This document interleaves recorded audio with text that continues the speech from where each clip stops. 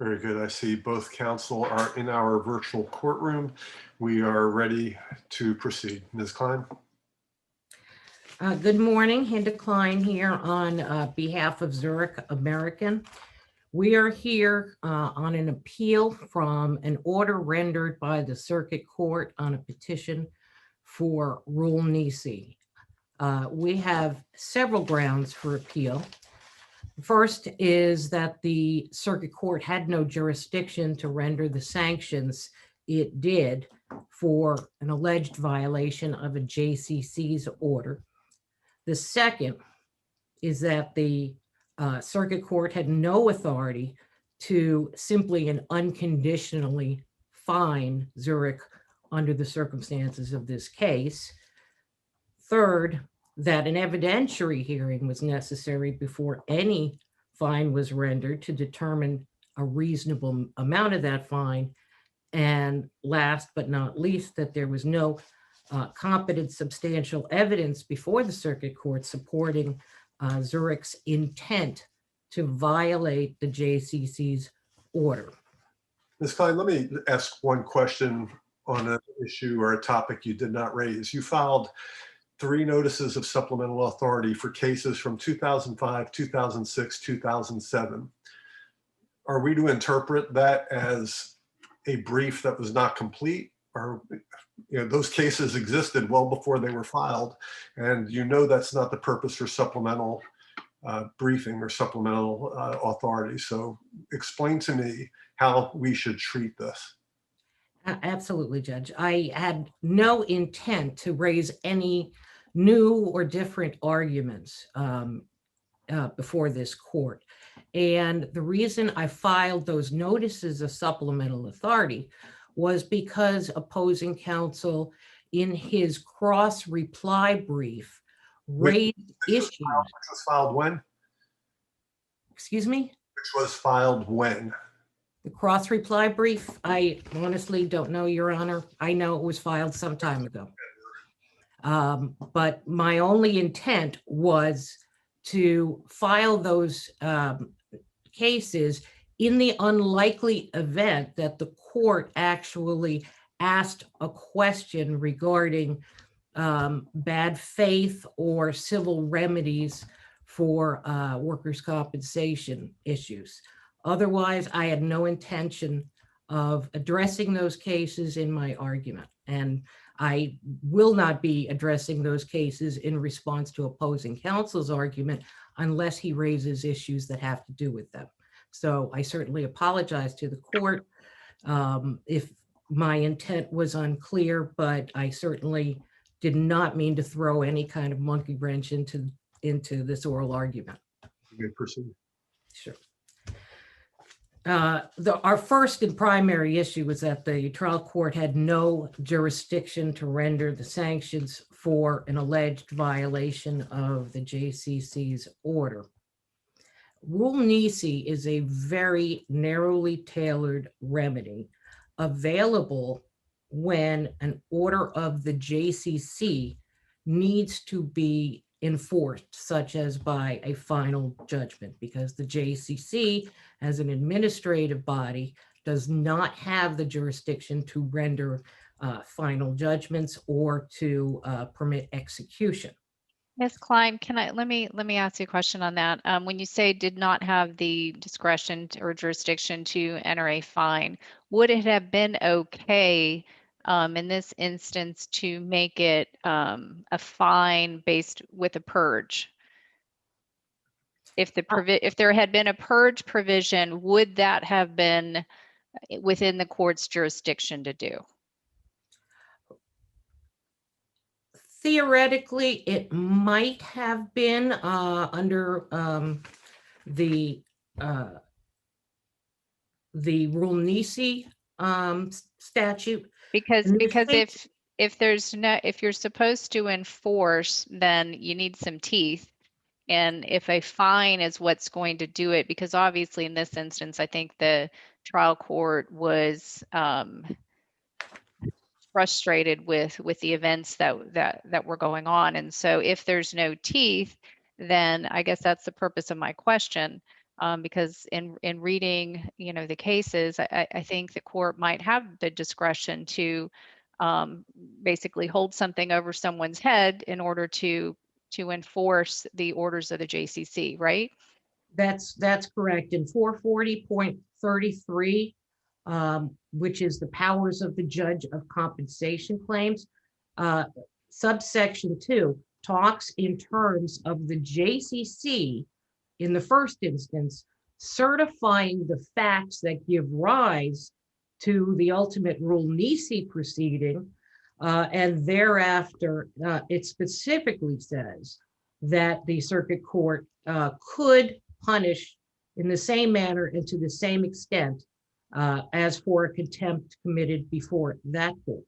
But the reason I hesitated is because this never should have gone directly to the circuit court in the first instance. It should have gone to the JCC with a motion for sanctions, after which the JCC could have made the findings of fact that are required by 440.33. And then if in fact Zurich had been found to have intentionally violated a court order, which the JCC has not found, by the way, if after the JCC has certified those facts to the circuit court, then the circuit court has to hold another hearing, which I believe is an evidentiary hearing, before determining the appropriate sanction to be remedied. But So- wasn't the show, I mean, the essence of a show cause hearing is evidentiary, right? I mean, that was the purpose of the show cause hearing. Well, it was an evidentiary in the sense that the circuit court, Judge Holder, did not take any testimony, and he specifically stated on the record that he hadn't read anything that Zurich had filed, and it had in fact filed an affidavit, and the affidavit was not disputed factually in any way, and further demonstrated that there was no intent on the part of Zurich to violate any court order. Remember, the court order here was that Zurich, the JCC's order was that Zurich was to provide or to authorize medical care and treatment for Mr. Sampson. And in fact, it had scheduled several appointments. Zurich is not responsible for what a medical office does. And in this case, he appeared for one of the appointments and told the medical office, I think through the nurse case manager, that he intended. Real quick, before you, sorry to interrupt you, I think you might have progressed to what I would describe as the merits of whether there was a willful violation, but we're still, I would like to, for a moment, still stay on the topic of who makes that determination. Like, in other words, if there was the Rule Nisi was used to enforce that order, that the JCC, what the JCC told Zurich to do, could then, I guess, would it have to resort to contempt in order to impose a sanction? The trial court, once it has Rule Nisi before it. Yes. Who determines whether it was willful? Isn't there? I'm probably asking in a less clear manner what Judge Smith asked, but who can the circuit court answer that question in any circumstances? I don't think so. I think that 440.33(2) makes it clear that in the first instance, it has to go before the JCC, who is in the best position to determine whether the JCC's order was violated and whether that violation was intentional, which is why there's a requirement in the statute that the JCC certify the facts to the circuit court. Now, as I read this, well, the circuit court is supposed to have an evidentiary hearing. That evidentiary hearing has to do with the appropriate sanction to be imposed. So, for example, if there is a fine imposed, there are certain there are certain evidentiary matters that the court must explore. In this case, the court did not, under any circumstances. Ms. Klein, let me go back because I want to make sure that I understand. And so if the purpose of the rule Nisi is for enforcement, I don't know that we would first go to the JCC to see if it's violated, because we don't know if it's going to be violated until it's enforced. The actions that you're speaking of, those are the actions that led to the petition being filed, right? I mean, that's the whole purpose of the remedy is for the rule Nisi is to enforce the order of the JCC, correct?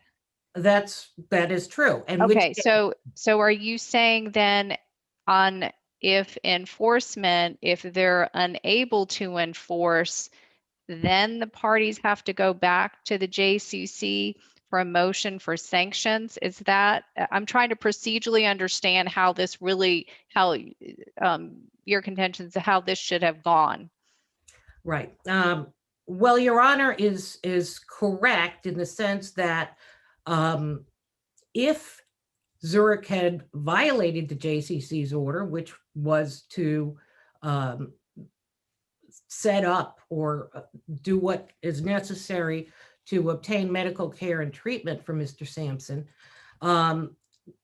if Zurich hadn't done that, that could be a ground for rule Nisi in circuit court, in which case the circuit court would have the authority to compel Zurich to provide what the JCC ordered, period. Which so the circuit court could adjudicate whether it was willful.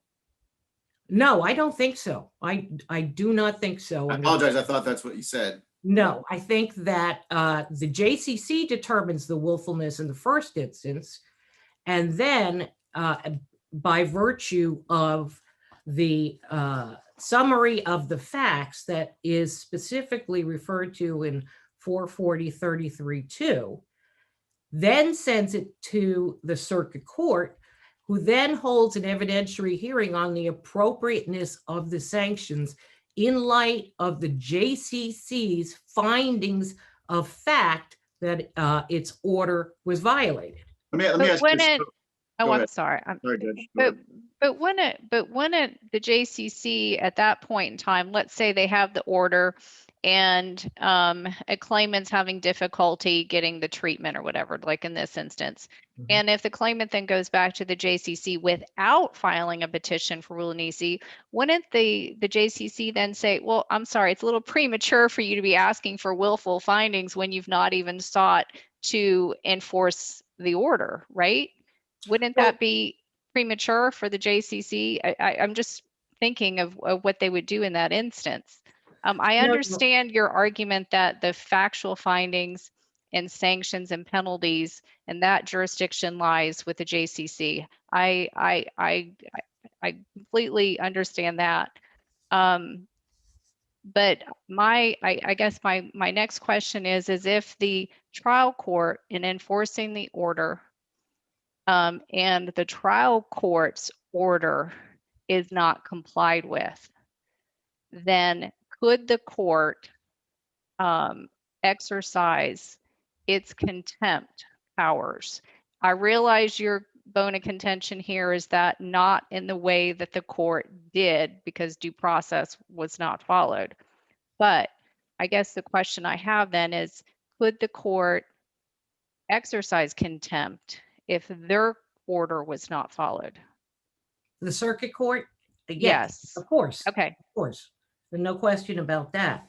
But I think it is absolutely clear under the 440-33 and actually 60Q-6125, which talks about sanctions, that the JCC is in the best position, and in fact, the only position, I think, to determine whether its order was in fact violated, and if so, whether that violation would warrant some kind of sanction, be it contempt or otherwise. The JCC has the authority to render sanctions for a violation of its order. You do not go to the circuit court in the first instance.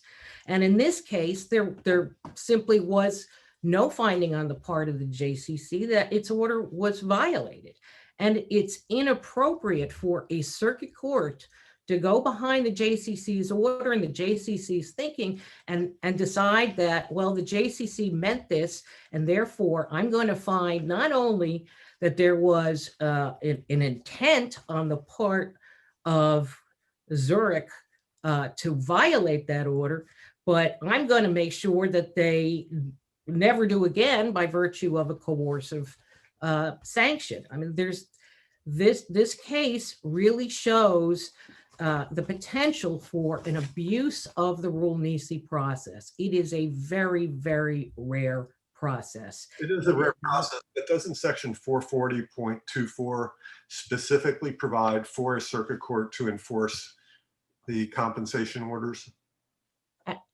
Yes, absolutely it does. And at the time, Cases that have supported the awarding of sanctions under a circuit court Rule Nisi proceeding.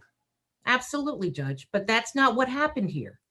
At the time of the Rule Nisi hearing, what the JCC had ordered us to do had already been done. The only thing that the court could have done in that instance is what would be to have compelled us to comply with the JCC's order to provide Mr. Sampson with medical care and treatment. Well, let's again, I do believe once again we've slipped into the merits when we're talking about the procedure. Let's assume, for the sake of discussion, that the order.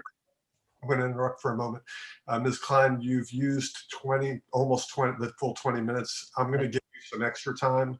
I'm going to suggest that you keep about 3 minutes for rebuttal, but I'm going to let you answer Judge Atkinson's inquiry, but we're getting pretty close to the end of your time anyway. So go ahead, Judge Atkinson. Thank you. And I'll try to be quick, which is hard for me.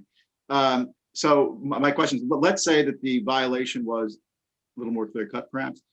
They didn't even authorize. Is that the correct distinction? Authorization versus actual providing. They didn't even authorize. And so instead of arguing whether there was a willful violation, where let's say his willfulness is clear because they said, we're not going to follow that, then perhaps you can do it on rebuttal. But I think it might be helpful to answer the panel's questions, assuming that there was a violation. Assuming that there was a violation, I still believe that the claimant would have to go to the JCC, say there was a violation, ask the JCC to certify the facts, giving rise to the JCC's conclusion that there was a violation, and then go for a Rule Nisi to ask the circuit court not only to force the employer carrier to provide the authorization, but then to sanction if appropriate by way of contempt or some other sanction like the 60Q sanctions. I believe that's how it's supposed to work. And Ms. Klein, take a moment. I'll give you an extra minute or two just to address the merits since we spent so much time on the jurisdictional aspect. Okay.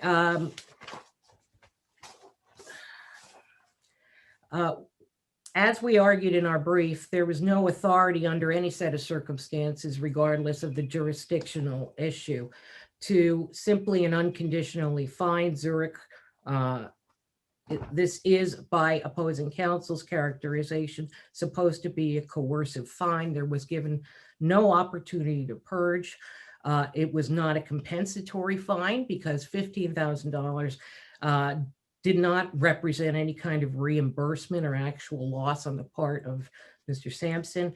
And it's certainly not a criminal fine. So the actual fine itself, we believe, was entirely inappropriate and as such was an error. There was no evidentiary hearing provided to Zurich to address the issue of the reasonableness of the amount, which Judge Holder literally decided, well, I'm going to just sanction them $15,000 because $3.75 million is a little bit tough under the circumstances. Under no circumstances in any kind of sanction is it appropriate for a judge to simply choose a number and have that be the fine. And finally, we believe there was no competent substantial evidence supporting Judge Holder's conclusion that Zurich intended to violate the court order. With that, I will reserve my 3 minutes for rebuttal. Thank you, Judge. Thank you very much. Mr. McKnight.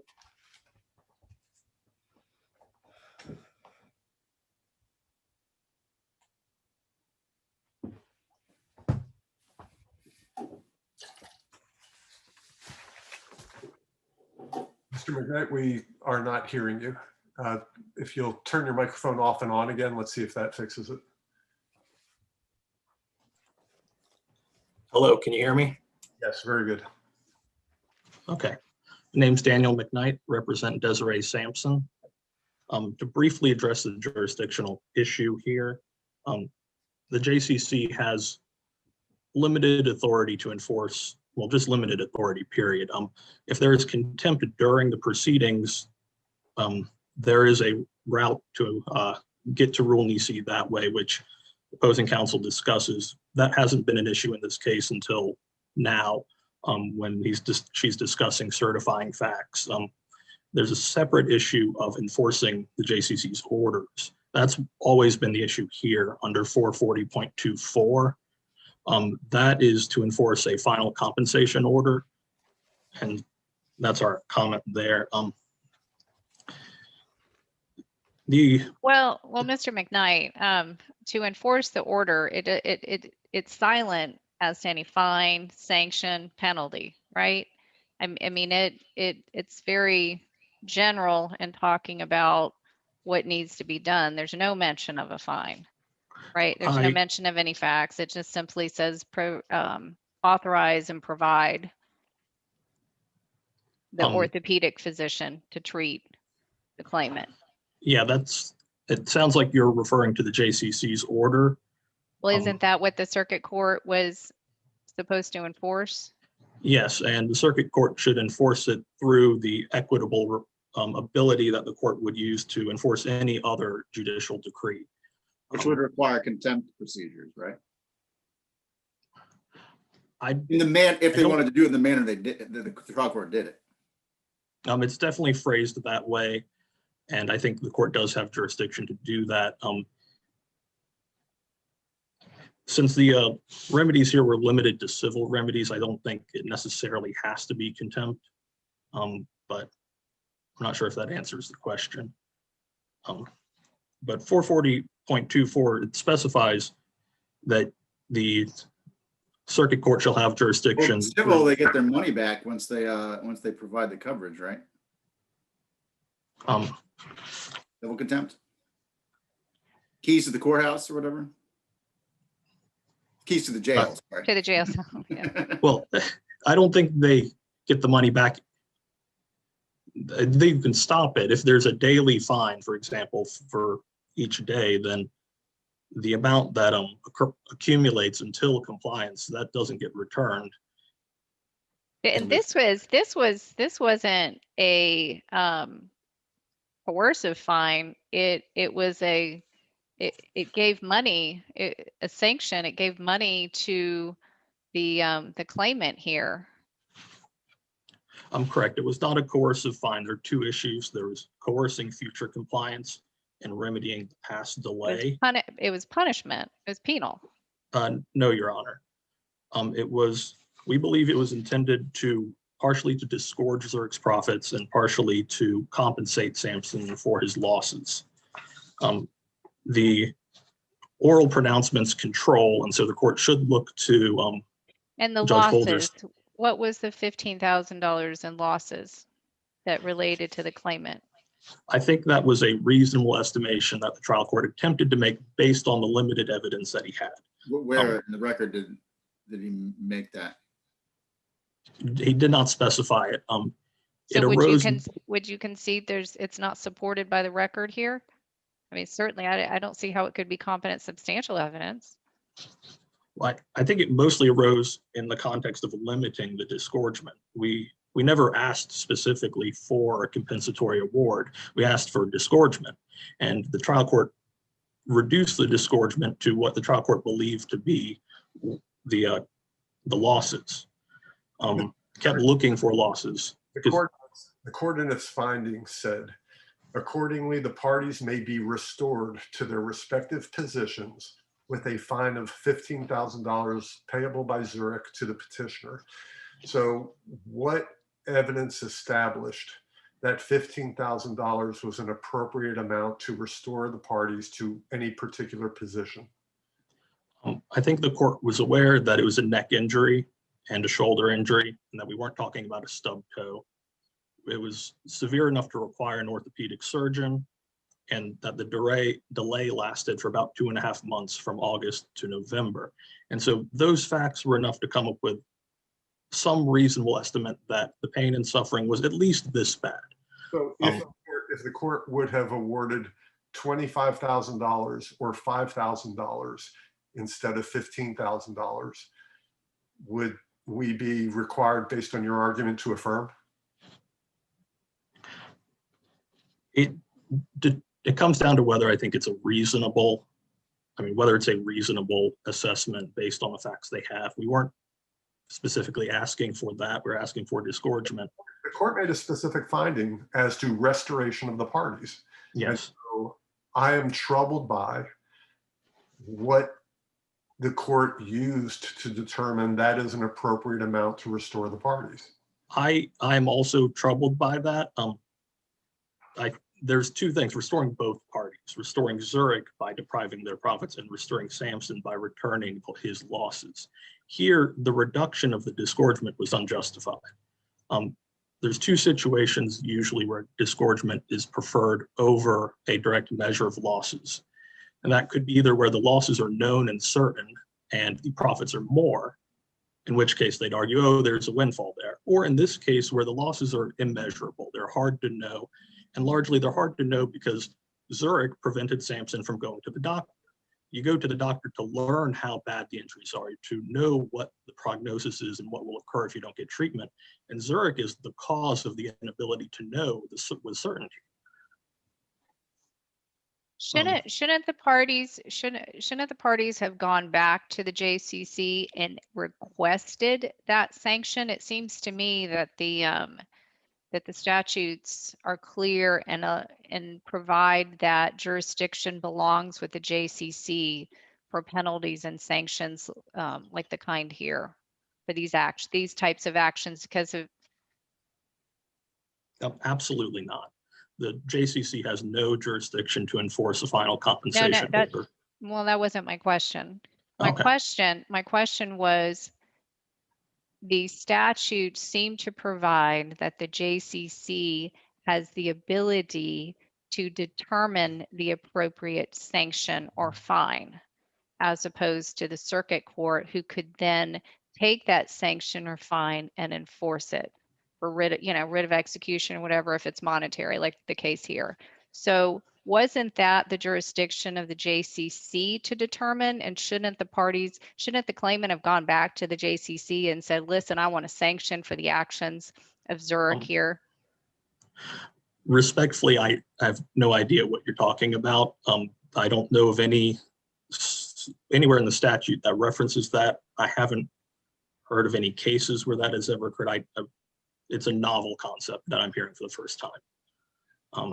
The language of the statute, we're dealing, in my view, there are two statutes that are of some concern. One is 400.24, which requires or authorizes a court to enforce the payment of, let me read it, in case of default by the employer or carrier in the payment of compensation due under any compensation order of a judge of compensation claims or other failure by the employer or carrier to comply with such order.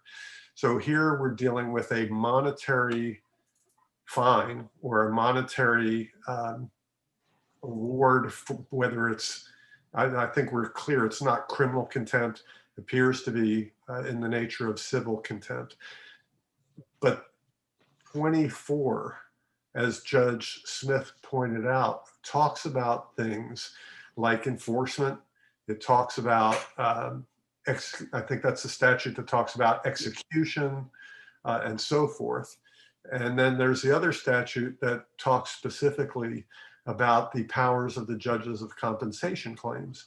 And that statute does seem to be more in the nature of the JCC can enforce any orders during the proceeding. And then it talks about some procedural orders as far as depositions and subpoenas and so forth. But it doesn't seem to be limiting when I go to subsection 2, where it says if any person in proceedings before the JCC disobeys or resists any lawful order, then a hearing can take place in front of the JCC. So I think what the panel is trying to drive at is, at least in my view, how do you weigh and how do you make those two statutes make sense? They're completely separate. The issue is that this did not occur in proceedings before the JCC. When the JCC entered the compensation order, the jurisdiction ended. We're no longer in front of the judge of compensation claims. And there is a directly adverse controlling authority on this point. I can't cite the court to it right now. I can provide supplemental authority. But where a circuit court did remand, I'm pretty sure, the issue to the JCC for some sort of factual determinations, and the court said something, and it ended up being that the JCC couldn't do anything about that. But that's just my recollection. I would refer you to the citations. Are you saying that the JCC proceedings were completed? Yes, as to these benefits.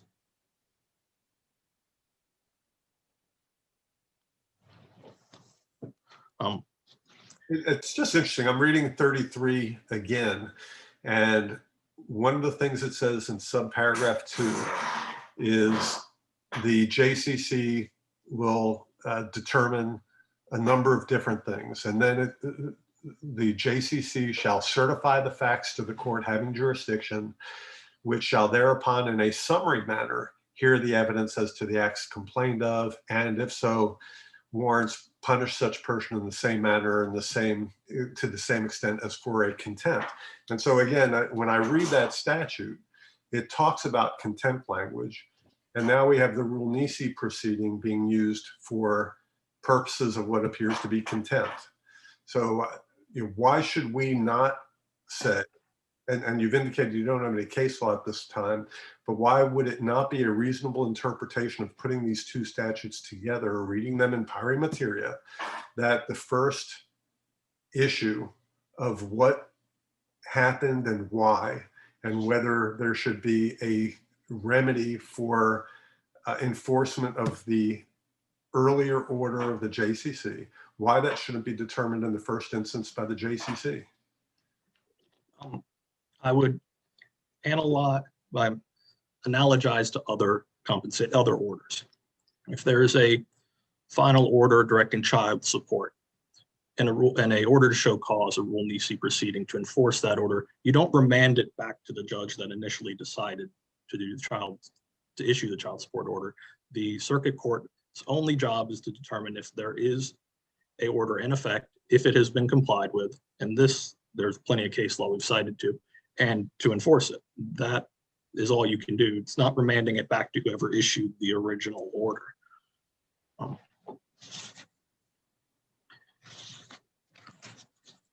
There are a number of, continuing on disgorgement, unless you have any further questions,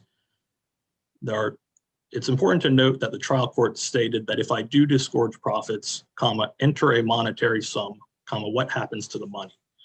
At that point, the trial court was establishing that they're using the same terms to refer to the same thing, that this monetary sum, the only monetary sum, is for the purpose of depriving Zurich of those profits. It's to disgorge those profits. But he also said on page 87 that I'm not disgorging $117,000 a day. The only objection there was to the amount. He wanted to limit the amount of the disgorgement. He also said he won't do a severe disgorgement. Again, the purpose here is to prevent a perceived windfall to Sampson. As discussed earlier, that's was not something the court could determine because the court could not determine the full extent of Sampson's losses in this case due to actions by Zurich.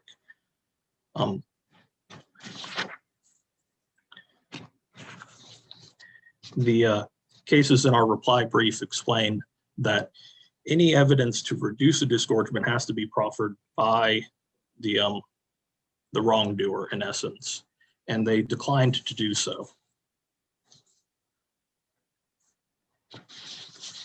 Let's see. Oh, in terms of whether there is an evidentiary hearing, I hear that the court said he hadn't read the affidavit. The record, I believe, reflects that that affidavit was provided to the court at the hearing. They explained what the contents were. Opposing counsel said that the contents of the affidavit were explained in their motion or their response to the petition. And so that was provided at the hearing. And let's see. With regard to the argument that there is no competent substantial evidence to support intent, we'll note that there's certain actions that Zurich took that could only have been done intentionally. And this is relevant not to punishment or anything like that, but to establish that Zurich was a willful wrongdoer and thus disgorgement was needed. Under many courts' precedent, disgorgement should be applied if you're dealing with an intentional and willful wrongdoer. Here, I read the cases earlier, and I don't recall any dealing with disgorgement in the context of workers' compensation. Am I forgetting one, or have you found any?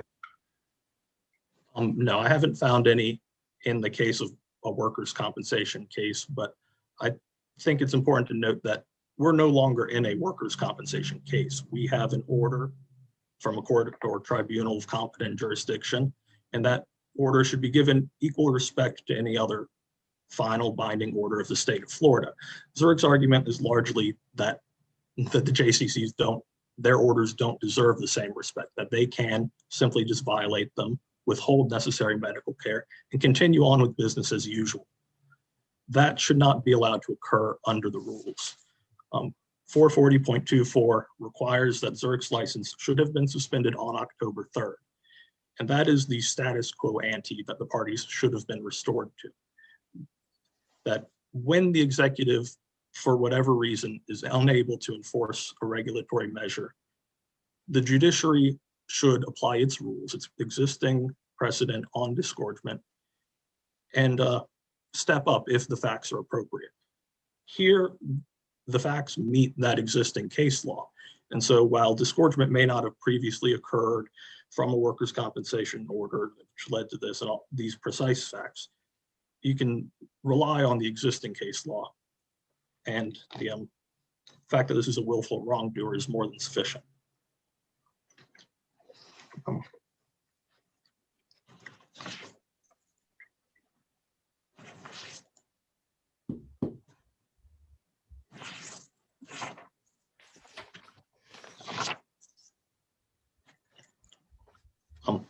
Briefly wanted to address the flat fine argument, where they're saying because it is a flat amount, it must have been obviously coercive. I think what was obvious here was that Zurich wasn't going to comply with the court order just because there was a court order, that there needed to be some sort of coercion. You had to speak Zurich's language.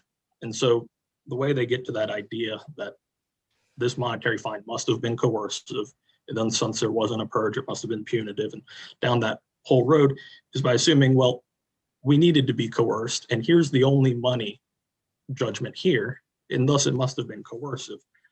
I think that's inconsistent with the judge's statements. The judge said, if I disgorge profits, enter a monetary sum. He identified that that's what he's trying to do here. He just wanted it to be very limited. Mr. McKnight, would there have been anything wrong with the court putting a purge? Fashioning a different remedy? Yeah, they could have fashioned a different form of coercion. We left that open. The purge, but would a purge have been?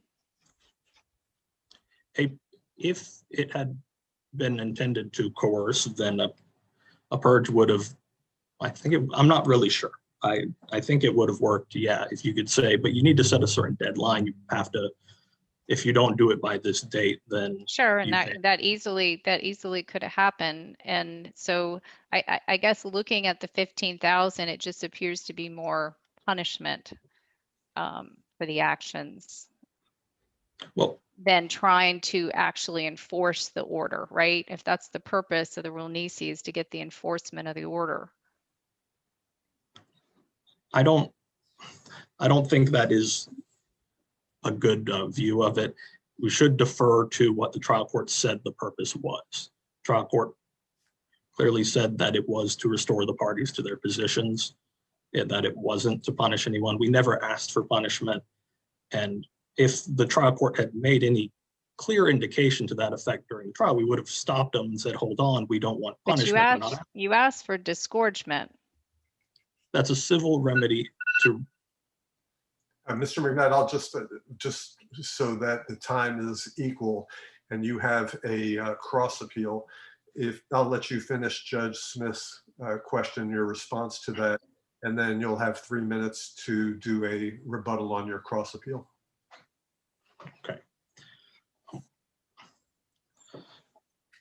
Kind of forget where I was, but the issue was generally whether it was punitive. And I don't think anything supports that other than the fact that, yes, Zurich did deserve, they probably would have, if the facts would have justified a punitive damage. But I don't think we should be precluded from considering that to the extent that it's necessary to consider whether Zurich's a willful wrongdoer. We necessarily had to address those facts in order to get to the disgorgement issue. Very good. Thank you. Ms. Klein, you have 3 minutes for your rebuttal. And then Mr. McKnight, as I said, you'll have 3 minutes for your cross appeal rebuttal. Thank you, Your Honor. In opposing counsel's argument today, he mentions that the circuit court was authorized to fine Zurich to compensate his client for, quote, pain and suffering. And that is not the purpose of contempt sanctions. There are civil remedies available, which have to do with my notice of supplemental authority, because I anticipated the argument that there was some kind of pain and suffering attributable to the fine. And it's completely inappropriate. That is not the purpose of contempt. It is not within the trial court's jurisdiction to render any kind of fine based on pain and suffering. That is for a civil court in a different day. Opposing counsel has made a number of arguments regarding the appropriateness of this sanction, but from what I understand, he's arguing that the $15,000 was not punitive, nor was it coercive, in which case I'm not sure exactly what the $15,000 represented. There is no such thing as disgorgement as an appropriate remedy in a contempt circumstance. Had opposing counsel come into court and said, Mr. Sampson expended $6.95 in gas going to the doctor's office, and the doctor canceled the hearing, that's one thing. That's not what the $15,000 in this case represents. I also want to just briefly mention that the evidence before the circuit court has never demonstrated that Zurich violated any kind of order on the part of the JCC. What opposing counsel has argued in his briefing, Other than the order to provide the medical care that was directed. correct, and it had made the appointment. What opposing counsel has argued in his briefing didn't happen until after the petition for Rule Nisi was filed, correct? Correct. That is absolutely correct. But what opposing counsel is arguing in his Rule Nisi, and what I think the JCC is probably in a better position to address, is opposing counsel has tried to impute, and in fact, he actually uses the word impute, that Dr. Campagnani's office's problems to Zurich. Zurich can only authorize the treatment and can only assist in the scheduling of the treatment. It's not a doctor. It can't provide the treatment. And therefore, the argument that because it hadn't already provided treatment to Mr. Sampson, it was in violation of the JCC's order, is simply wrong. And Ms. Klein, can I just ask one question? So on that note, would the claimant would have had the ability to ask for a change? And let's say the provider is delaying. The claimant would have been able to ask for a change in the provider? I believe there is something in the workers' comp statute. One-time change, something like that, change. right? Correct. Okay, thank you. Can't speak Thank to you. that, but in any event, we would ask that the court reverse the circuit court's contempt order in total, and find that the circuit court never had the jurisdiction to issue this Rule Nisi order, and provide us with a quashal of that order in addition. And I thank the court for your consideration. Very good. Thank you, Ms. Klein. Mr. McKnight? I'd like to caution the court against being afraid that work comp has too many overly complicated rules and technicalities, that there might need to be a change in the assigned a doctor or something to that. It's really rather simple.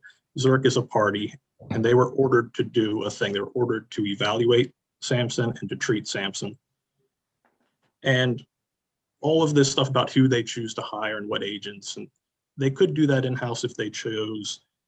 The issue is that there needs to be actual medical care. And this gets to the request that we've asked to certify a question of great public importance. And if Zurich's going to maintain that they already complied with this order just by setting up a fourth fictitious appointment or third or something to that effect, then it clearly is an important question, because work comp exposes employees to reckless and dangerous work circumstances on the promise that, well, if you do get hurt, you'll get medical care promptly. Well, if it turns out, oh, we'll get an appointment for care, that may not actually occur. If that's the promise, completely undermines the reason why we're seeming to think it's okay to expose employees to this risk. It's a risk of irreparable harm if employers are divested of these common law duties, and yet there is no actual remedy to actually see a doctor. It's just Let me ask you a question on this. Let's assume, for the sake of argument, that the trial court could proceed with a Rule Nisi. But if we decide that's not accurate, would there have been any remedy, or are you saying there would have been no remedy before the JCC to address the issues that you brought to the circuit court's attention? Yeah, the JCC would have been without jurisdiction to do anything about this. Why? Explain that, because again, I'm in looking at 400.24, it talks about if there is a default by the employer in payment of compensation or other order, then that's the circuit court's option. Then 3.3 talks about the ability of the JCC to conduct its own enforcement proceedings as to whatever issues there are. So why could you not have gone back to the JCC, whether it's to request another doctor or to authorize your client to go to another doctor, or to provide whatever compensation your client claims it's entitled to? The JCC clearly has no authority to enforce a final compensation order. But the compensation order. Yeah, that's not the question. That's not the question. The Okay, order, sorry.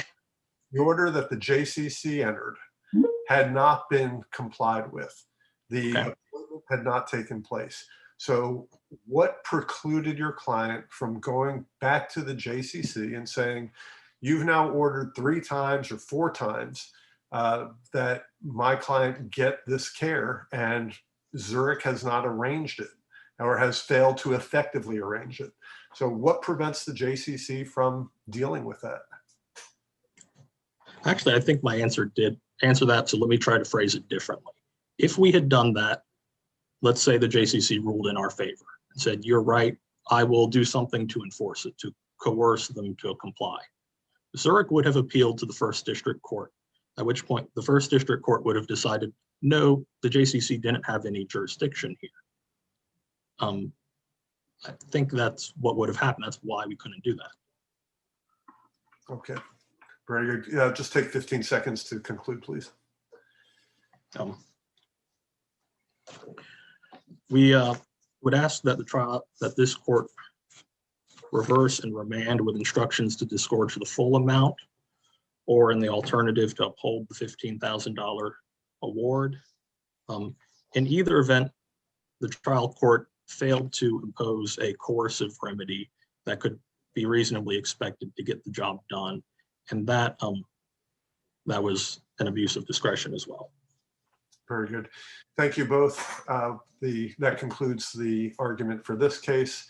The next case is Ingram versus HSBC Bank. And just for the purposes of those here for the last 2 cases, after this upcoming case of Ingram, we will take a 10-minute break.